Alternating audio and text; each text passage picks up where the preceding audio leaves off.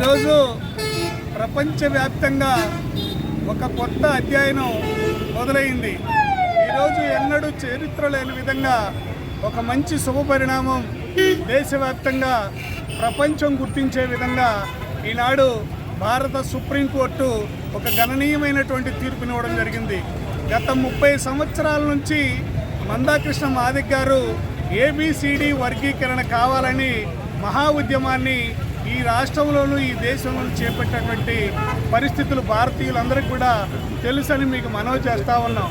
అలాగే భారతదేశ చరిత్రలోనే ఒక పెద్ద ఉద్యమం ఈ యొక్క MRPS ఉద్యమం.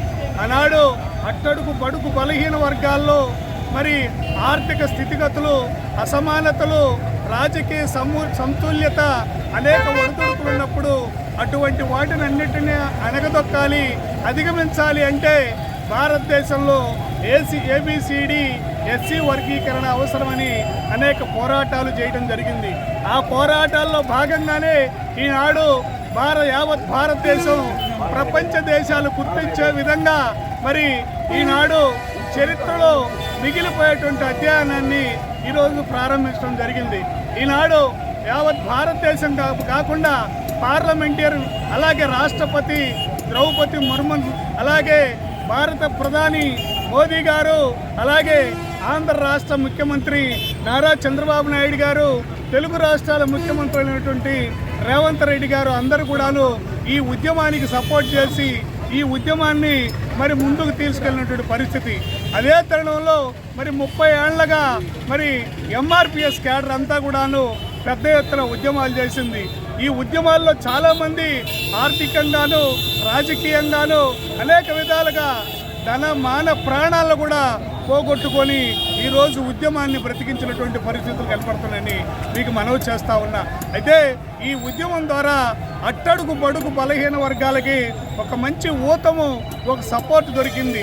అదేవిధంగా అన్ని విధాలుగా చైతన్యవంతులై ఆర్థికంగాను రాజకీయ పరంగాను అనేక విధాలుగా చైతన్యం కావడానికి ఇదొక వేదికని కూడా మీ అందరికీ మనవి చేస్తూ ఉన్నా. అంతేకాదు సోదరులారా, ఈనాడు ఎవరికీ నష్టం లేకుండా అందరికీ అనుకూలంగా ఉన్నటువంటి తీర్పును మరి ఈనాడు భారత సుప్రీంకోర్టు అత్యున్నతమైనటువంటి న్యాయస్థానం మరి చేకూర్చడం అనేటువంటిది మంచి పరిణామం అని కూడా మీ అందరికీ మనవి చేస్తూ ఉన్నా. భవిష్యత్తులో బడుగు వర్గాలైనటువంటి అనేక నిమ్న జాతి వర్గాలు ఉన్నాయి.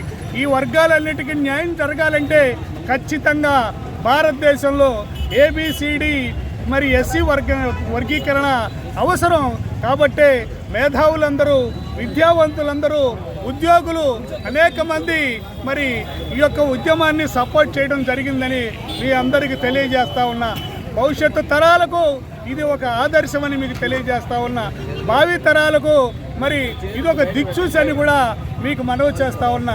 ఇంకో తరంలో ఎవరైనా, ఏ వర్గమైనా, ఏ సామాజిక వర్గమైనా, ఏ కులమైనా, ఏ మతమైనా ఆర్థికంగా రాజకీయంగా మరి బలహీన పడ్డప్పుడు ఉద్యమాలు చేసి ఉద్యమాల ద్వారా మరి ప్రజల్లోకి పోయి ఉద్యమ స్ఫూర్తితో ఏదైనా సాధించుకోవడానికి, మార్పును తెచ్చేదానికి మరి ప్రయోగాత్మకంగా చేసినటువంటి మరి సుప్రీంకోర్టు జడ్జి గారులకు, అలాగే భారత ప్రధానమంత్రి నరేంద్ర మోదీ గారికి, రాష్ట్రపతి ముర్ము గారికి, అలాగే తెలుగు రాష్ట్రాల ముఖ్యమంత్రులైనటువంటి చంద్రబాబు నాయుడు గారికి, రేవంత్ రెడ్డి గారికి, అదేవిధంగా ఈ ఉద్యమానికి సహకరించినటువంటి అనేక మంది మేధావులు, విద్యావంతులు, అనేక కుల సంఘాలు, మత సంఘాలు, రాజకీయ పార్టీలందరికీ పేరు పేరున నమస్సుమాంజలు తెలియజేస్తూ భవిష్యత్తు తరాల్లో ఖచ్చితంగా ఈ ఉద్యమం గుర్తుంటుంది.